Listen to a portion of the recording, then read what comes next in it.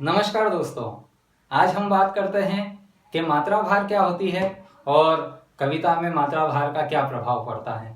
तो मित्रों, जैसे हम पहले बात कर चुके हैं कि हमारे पास में दो प्रकार की मात्राएं होती है, एक लघु मात्रा होती है, एक गुरु मात्रा होती है।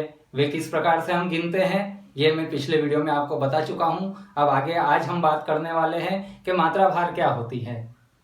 किसी भी शब्द के उच्चारण में लगने वाला समय किसी भी शब्द के उच्चारण में लगने वाला समय मात्रा भार कहलाता है।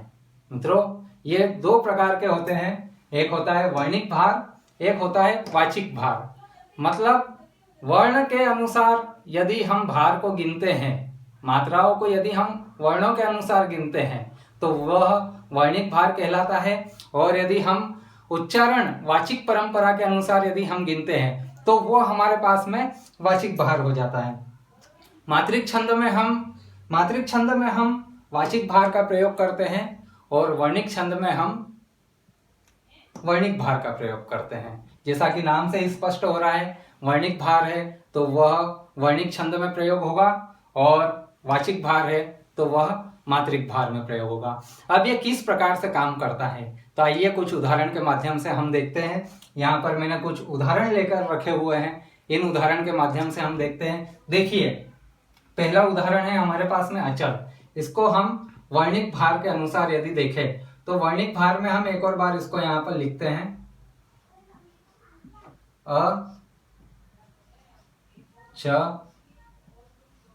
ल।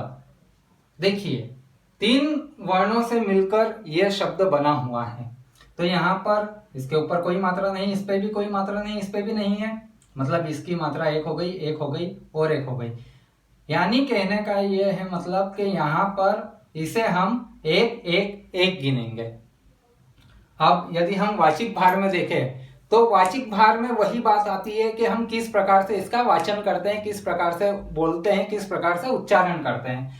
तो हम बोलते हैं अचल, यानी कि अ को हम पहले बोलते हैं, उसके बाद में हम थोड़ी सी गैप लेते हैं, थोड़ा सा पॉज लेते हैं, और अगर हिंदी भाषा में अगर हम बात करें तो यहाँ पर यति का प्रयोग होता है, थोड़े से देर के लिए हम रुकते हैं। तो अचल मतलब कहने का यह है कि हमारे पास में इसको हम इस प्रकार से इसका विच्छेद करेंगे, अ हो गया और चल हो गया।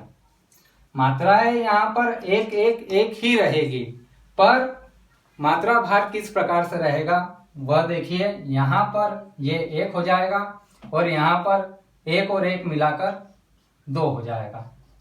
मतलब वर्णिक भार में अचल को हम एक एक एक गिनेंगे और वाचिक भार में हम इसे एक और दो गिनेंगे। अब इसका उपयोग हम कहाँ पर और कैसे करेंगे, जब हम छंदों की बात करेंगे, छंदों के विषय में जब हम देखेंगे ट्यूटोरियल, उस समय पर ये सारी चीजें आएगी हमारे पास में कि हम किस प्रकार से इनका उपयोग करेंगे। अब अगला शब्द आता है हमारे पास में संबल। तो देखिए, यहाँ पर संबल को हम इस प्रकार से लिखते हैं, यहां पर भी मैं लिख लेता हूं। संबल को वाचिक भार के अनुसार हम इस प्रकार से लिखेंगे। देखिए, अब स के ऊपर हमारे पास में अनुस्वार है, मतलब इसका मात्रिक भार हो गया दो, यहाँ पर एक और यहाँ पर एक, इसे दो एक एक से लिखेंगे।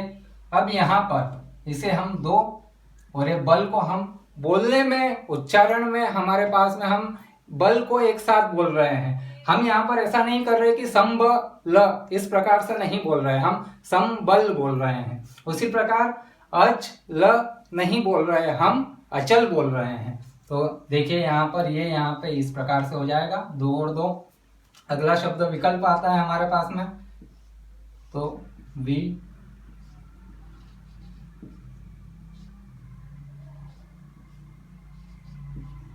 विकल्प इस प्रकार से रहता है। तो यदि हम इसे गिनते हैं, देखते हैं, तो ये हमारे पास में एक हो जाता है। यहाँ पर आधा अक्षर है, आधे अक्षर के पूर्व हमारे पास में लघु है, तो ये इसकी मात्रा इसके ऊपर शिफ्ट हो जाएगी। तो यहाँ पर ये दो हो गया और ये जो प है इसका ये हमारे पास में एक हो गया। अब विकल्प को हम किस प्रकार से उच्चारण करते हैं, वी हमने एक लिया कल ये लिया और प को हमने 1 ले लिया। तो यहाँ पर देखिए वर्णिक भार में भी इसका मात्रा भार समान है और वाचिक भार में भी मात्रा भार समान है। अगला शब्द हमारे पास में भारत आता है, भारत। यहाँ पर भा का मात्रा भार 2, यहाँ पर र 1 और त 1। पर जब हम इसका उच्चारण करते हैं तो इसका उच्चारण हम इस प्रकार से करते हैं, भारत। तो भा का हमारे पास में 2 हो गया और रब को हम एक साथ पढ़ रहे हैं, उच्चारण एक साथ हो रहा है, तो इसका भी हमारे पास में 2 हो गया। अब अगला शब्द आता है सुरक्षा, सुरक्षा।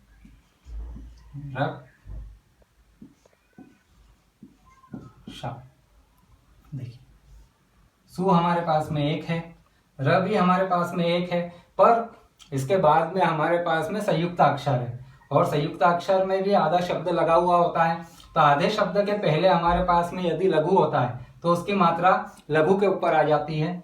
तो यहाँ पर हमारे पास में ये 2 हो जाएगा और यहाँ पर चूंकि आ की मात्रा लगी हुई है तो ये 2 हो जाएगा।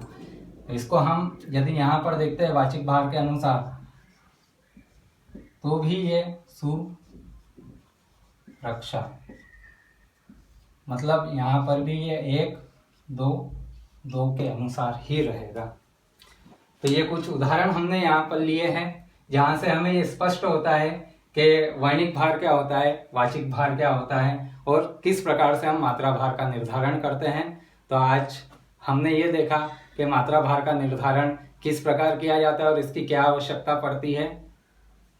आगे के वीडियो में हम और कुछ नई जानकारी आप लोगों के लिए लेकर आएंगे। जुड़े रहिए और जिन मित्रों ने भी हमारे इस चैनल को सब्सक्राइब नहीं किया है वे हमारे चैनल को सब्सक्राइब कर दें ताकि आगामी जितने भी वीडियो है उनके सारे नोटिफिकेशन आपके पास समय से पहुंचते रहें। तब तक के लिए बहुत बहुत धन्यवाद।